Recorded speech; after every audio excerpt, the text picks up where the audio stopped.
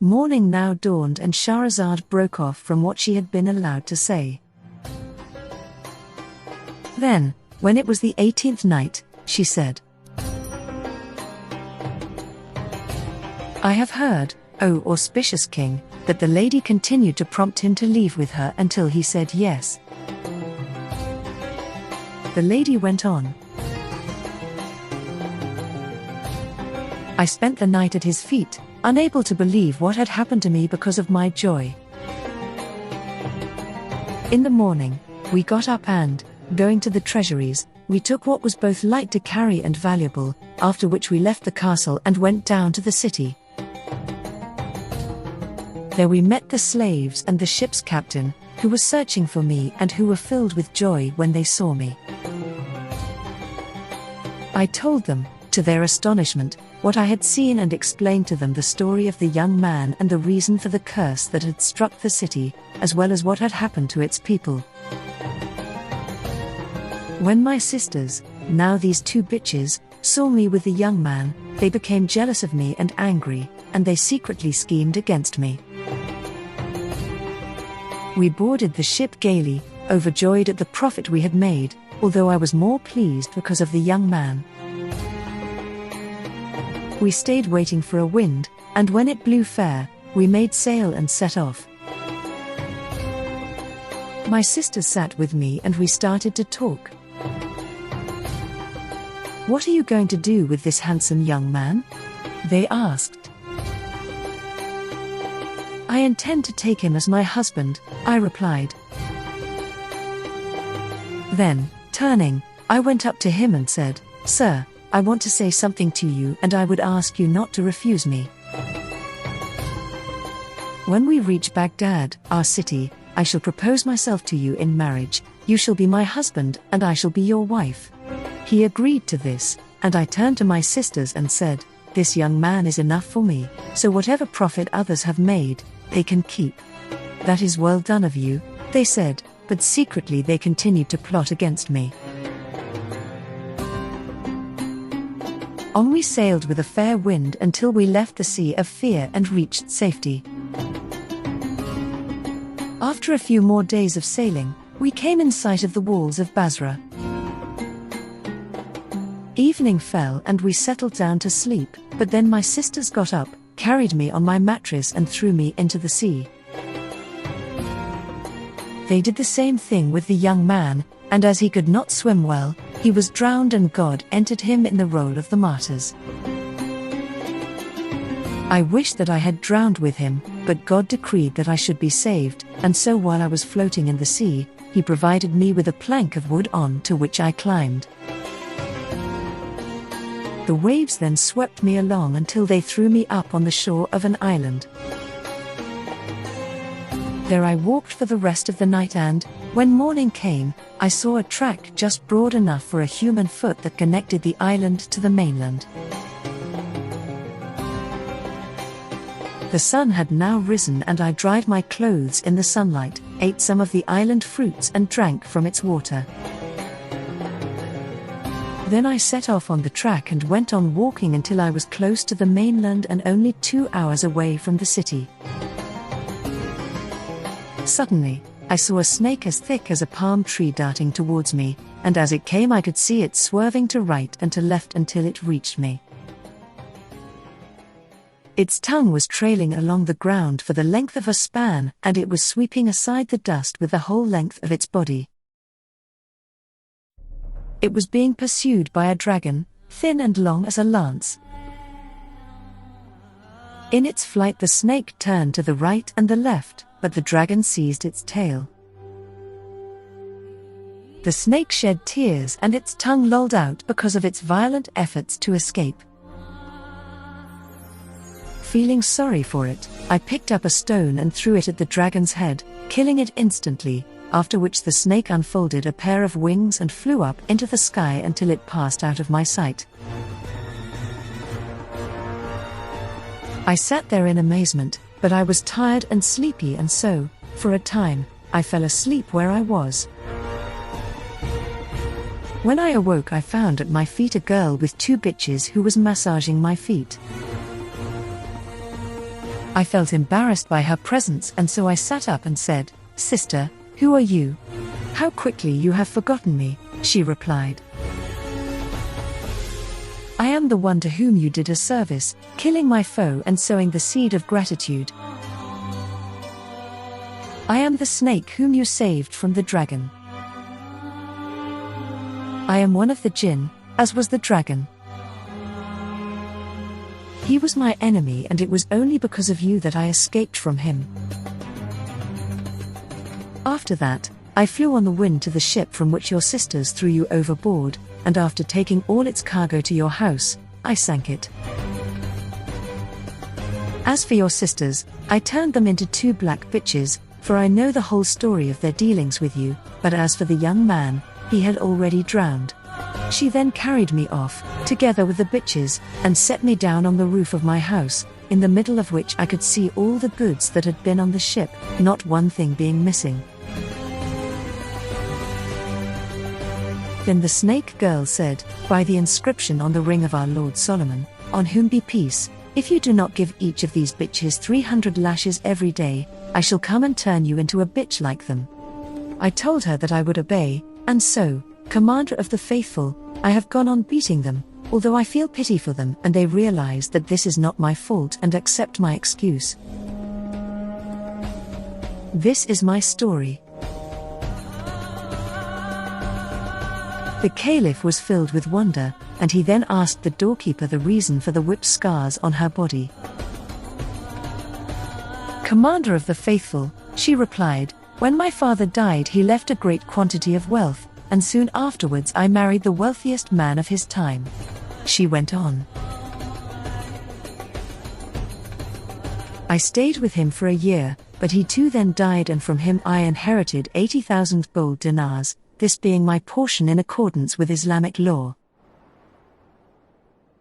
I was then exceedingly rich, my reputation spread, and I had 10 costumes made, each worth 1,000 dinars. As I was sitting one day, in came an old woman with pendulous cheeks, thinning eyebrows, popping eyes, broken teeth and a blotched face.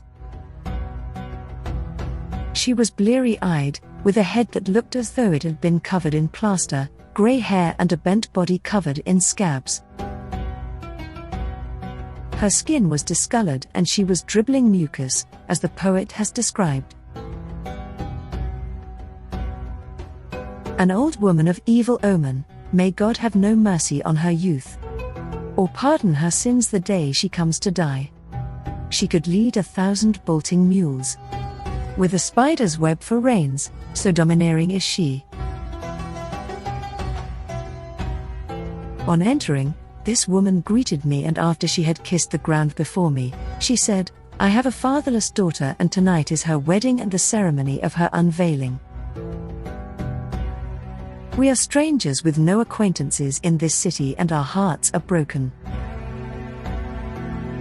Were you to come to the wedding, you would win reward and recompense from God, as the ladies of the city would hear that you were going and would come themselves. You would then mend my daughter's broken heart, for her only helper is God. She then wept, kissed my feet and recited the lines. Your presence there would honor us, and that we would acknowledge, while if you do not come, we have no substitute and no replacement. Moved by pity and compassion, I agreed, saying, I shall do something for her, if God wills, and she shall be married in my clothes with my jewelry and my finery. The old woman was delighted, she bent down to kiss my feet and said, May God reward you and mend your heart as you have mended mine. But do not trouble yourself to do this service now. If you are ready in the evening, I will come and fetch you. She then kissed my hand and left. I was ready when she came back and she said, My lady, the women of the town have come. I told them that you were going to be there and they were delighted and are waiting for you to arrive. So I drew my veil and got up, taking my maids with me, and I went on until we came to a lane that had been swept and sprinkled with water, and where a cool breeze was blowing. There we arrived at an arched gate with a strongly built marble dome, leading to the door of a palace that soared from the ground to touch the clouds. Over the gate these lines were inscribed: I am a house built for pleasure, and consecrated for all time to joy and relaxation. In my center is a fountain with gushing waters that clear away all sorrows. Flowers border it, anemones and the rose, myrtle, narcissus blooms and chamomile. When we got to the door, the old woman knocked, and when it was opened, we went in to find a hall spread with carpets, in which lighted lamps were hanging and candles were ranged, with gems and precious stones. We walked through the hall until we came to a room of unparalleled splendor, spread with silken rugs and lit by hanging lamps and 2 rows of candles. In the center of it there was a couch of juniper wood studded with pearls and gems and covered with a buttoned canopy of satin. Before we knew what was happening, out came a girl. I looked at her, commander of the faithful, and saw that she was more perfect than the moon at its full, with a forehead brighter than daybreak, as the poet has said. In the palaces of the Caesars she is a maiden, from among the bashful ones of the Khosrow's courts. On her cheeks are rosy tokens. How beautiful are those red cheeks! A slender girl with a languid, sleepy glance. She encompasses all beauty's graces. The lock of hair that hangs above her forehead is the night of care set over joyful dawn. She emerged from beneath the canopy and greeted me as her dear and revered sister, giving me 1,000 welcomes and reciting, were the house to know who comes to visit it, it would kiss in joyfulness the place where you have trod, and call out with its silent voice, welcome to the generous and noble one. She then sat down and said, Sister, I have a brother who has seen you at a number of weddings and festivals. He is a young man more handsome than I am, and he is deeply in love with you because of the richness of beauty and grace that you possess. He has heard that you are the mistress of your people, as he is the master of his. Because he wished to attach himself to you, he played this trick in order that I should meet you. He wants to marry you in accordance with the ordinance of God and of his apostle, and there is no disgrace in what is lawful. When I heard what she had to say and saw that I was now inside the house, I told her that I would agree. She was delighted and, after clapping her hands, she opened a door from which emerged a young man in the bloom of his youth, immaculately dressed, well-built, handsome, graceful, splendid and perfect, with engaging manners. His eyebrows were like an archer's bow and his eyes could steal hearts with licit magic, as the poet's description has it. His face is like a crescent moon, where marks of good fortune are like pearls. How excellent also are the lines. Blessed is his beauty and blessed is our God. How great is he who formed and shaped this man. Alone he has acquired all loveliness, and in his beauty all mankind strays lost. Upon his cheek beauty has written these words, I testify there is no handsome man but he. When I looked at him, my heart turned to him and I fell in love. He sat beside me and I talked to him for an hour, after which the girl clapped her hands for a second time. The door of a side room opened and from it emerged a Qadi with 4 witnesses, who greeted us and then sat down. The marriage contract between me and the young man was drawn up, after which the others withdrew. May this be a blessed night, said my bridegroom, turning to me. But, my lady, he added, I impose one condition on you." "What is that?" I asked. He got up and fetched a copy of the Quran and said, "Swear that you will not look at any other man but me, or incline to him." I swore to that, to his great joy. He embraced me and my whole heart was filled with love for him. Servants then set out a table and we ate and drank our fill. Night fell and he took me to bed, where we continued to kiss and embrace until morning. We continued in this state for a month, living in happiness and joy, and at the end of that time I asked my husband's leave to go to market to buy some material. After he had given me permission, I put on an outdoor mantle, and taking with me the old woman and a servant girl, I went down to the market. There I sat in the shop of a young merchant who was known to the old woman. She told me that he was a youth whose father had died, leaving him a huge amount of money. "He has a great stock of goods," she added. "You will find whatever you want, and no trader in the market has finer fabrics." Then she told the man to produce for me the most expensive stuff that he had, and he replied, "To hear is to obey." The old woman then began to sing his praises, but I told her, "There is no necessity for this. All we want is to get what we need and then to go back home."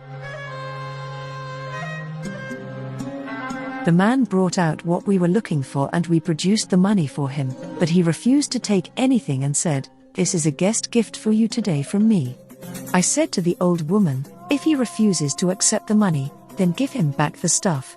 "By God," he said, "I shall not accept anything from you, and all this is a gift from me in exchange for a single kiss, which is of more value to me than everything that is in my shop." "What good will a kiss do you?" asked the old woman, but then she told me, "You heard what he said, daughter. What harm will a kiss do you, and you can then take what you want? Don't you know that I have sworn an oath?" I asked, but she went on, "Stay silent and let him kiss you. You will have done nothing wrong and you can take back this money." She continued to inveigle me, until I fell into the trap and agreed. I then covered my eyes and hid myself from the passers-by with the edge of my veil. He put his mouth on my cheek beneath my veil and, after kissing me, he bit me hard, piercing the skin of my cheek so that I fainted. The old woman held me to her breast, and when I recovered my senses, I found the shop closed, with her grieving over me and saying, "God has averted what could have been worse." Then she said to me, "Come back to the house with me and pull yourself together, lest you be shamed. When you get home, go to bed, pretend to be sick and cover yourself up. I will fetch you something with which to treat this bite and it will soon be better." After a while, I got up, full of care and extremely fearful, and I walked very slowly home, where I acted as though I was sick. At nightfall, in came my husband. He asked, "My lady, what happened to you while you were out?" "I'm not well," I said, "and I have a headache." He looked at me, lit a candle and came up to me. "What is this wound on your tender cheek?" he asked. "After receiving your permission to go out today to buy materials, I left the house but was pushed by a camel carrying firewood. My veil was torn and, as you can see, I got this wound on my cheek, for the streets are narrow here. Tomorrow I will go to the governor," he said, "and tell him to hang everyone who sells firewood in the city." I implored him not to burden himself with the guilt of wronging someone, adding, "I was riding on a donkey which threw me and I fell on the ground, where I struck a piece of wood which grazed my cheek and wounded me." He said, "Tomorrow I shall go to Jafar the Barmecide and tell him what happened to you, so that he may put every donkey driver in this city to death." "Are you going to kill everyone because of me?" I asked. What happened was a matter of fate and destiny. "It must be done," he said, And he kept on insisting on this until, when he got up, I turned around and spoke sharply to him. At that, commander of the faithful, he realized what had happened to me. "You have been false to your oath," he said, letting out a great cry. The door opened and 7 black slaves came in. On his orders, they dragged me from my bed and threw me down in the middle of the room. He told one of them to hold my shoulders and to sit on my head, while another was to sit on my knees and hold my feet. A third came with a sword in his hand, and my husband ordered him to strike me with a sword and cut me in two, and then said, "Let each of you take a piece and throw it into the Tigris as food for the fish. This is the reward of those who betray their oaths and are false to their love." He grew even more angry and recited these verses. "If I must have a partner in my love, even though passion slay me, I shall drive love from my soul. I say to my soul, die nobly, for there is no good in a love that is opposed." Then he told the slave, "Strike, Saad." When the slave was sure that his master meant what he said, he sat over me and said, "Lady, recite the confession of faith, and if there is anything that you want done, tell me, for this is the end of your life." "Wait a little, good slave," I said, "so that I can give you my last instructions." Then I raised my head and saw the state that I was in and how I had fallen from greatness to degradation. My tears flowed and I wept bitterly, but my husband recited angrily, "Say to one who is tired of union and turned from me, being pleased to take another partner in love. I had enough of you before you had enough of me, and what has passed between us is enough for me." When I heard that, commander of the faithful, I wept and, looking at him, I recited, "You have abandoned me in my love and have sat back. You have left my swollen eyelids sleepless and have slept. You made a pact between my eyes and sleeplessness. My heart does not forget you, nor are my tears concealed. You promised to be faithful in your love, but played the traitor when you won my heart. I loved you as a child who did not know of love. So do not kill me now that I am learning it. I ask you in God's name that, if I die, you write upon my tomb, 'Here lies a slave of love.' It may be that a sad one who knows love's pangs will pass this lover's heart of mine and feel compassion." On finishing these lines, I shed more tears, but when my husband heard them and saw my tears, he became even angrier and recited, "I left the darling of my heart not having tired of her, but for a sin that she was guilty of. She wanted a partner to share in our love, but my heart's faith rejects a plural God." When he had finished his lines, I pleaded with him tearfully, telling myself that if I could get round him with words, he might spare my life, even if he were to take everything that I had. So I complained to him of my sufferings and recited, "Treat me with justice and do not kill me. The sentence of separation is unjust. You loaded me with passion's heavy weight. Although even one shirt is too much for my strength, I am not surprised that my life should be lost. My wonder is how, after your loss, my body can be recognized." I finished the lines weeping, but he looked at me and rebuffed and reviled me, reciting, "You left me for another and made clear. You were forsaking me, this is not how we were. I shall abandon you as you abandoned me, enduring without you as you endure my loss. I cease to occupy myself with you, for you have occupied yourself with someone else. The severance of our love is set at your door, not at mine." On finishing these lines, He shouted at the slave, "Cut her in half and let us be rid of her, for there is no good to be got from her." While we were sparring with each other in this exchange of verses and I had become certain I would die, despairing of life and commending my affair to Almighty God, suddenly in came the old woman, who threw herself at my husband's feet, kissed them and said tearfully, "My son, I have brought you up and served you. I conjure you by this to spare this girl, for she has not committed a crime that deserves death. You are very young and I am afraid lest she involve you in sin. As the saying goes, every killer is killed. What is this slut? Cast her off from you, from your mind and from your heart." Then she wept and she kept on pressing him until he agreed and said, "I shall spare her life, but I must mark her in a way that will stay with her for the rest of her life."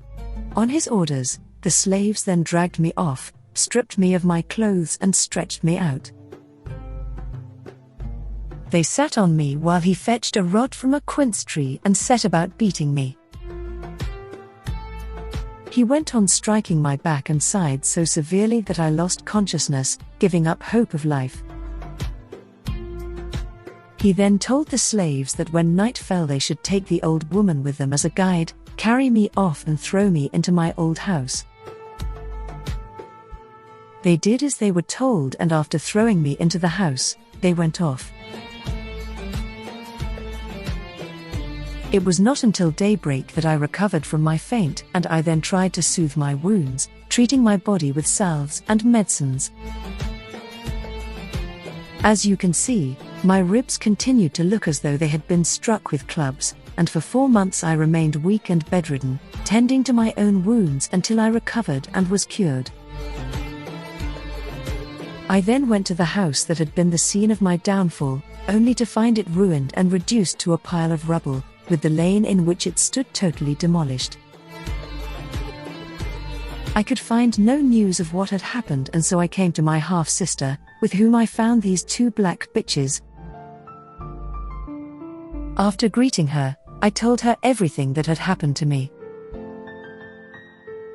"My sister," she said, "who is unscathed by the misfortunes of time? Praise be to God who brought a safe ending to this affair," and she started to recite. "This is how time acts, so show endurance. Whether you be stripped of wealth or parted from your love." She then told me her own story, of what had happened to her with her sisters and how they had ended up. I stayed there with her and the word marriage never crossed our lips. We were then joined by this girl who acts as our housekeeper, going out each day to buy what we need for the next 24 hours. Things went on like this until last night. Our sister had gone out as usual to buy our food when she returned with the porter, and the 3 dervishes arrived shortly afterwards. We talked with them, brought them in and treated them well. After only a little of the night had passed, we were joined by 3 respectable merchants from Mosul. They told us their story and we talked with them, but we had imposed a condition on all our visitors, which they broke. We paid them back for this breach and asked them all for their stories, which they recited. We then forgave them and they left. Today, before we knew what was happening, we were brought before you. This is our story. The Caliph was filled with amazement at this and had the account written down and placed in his archives.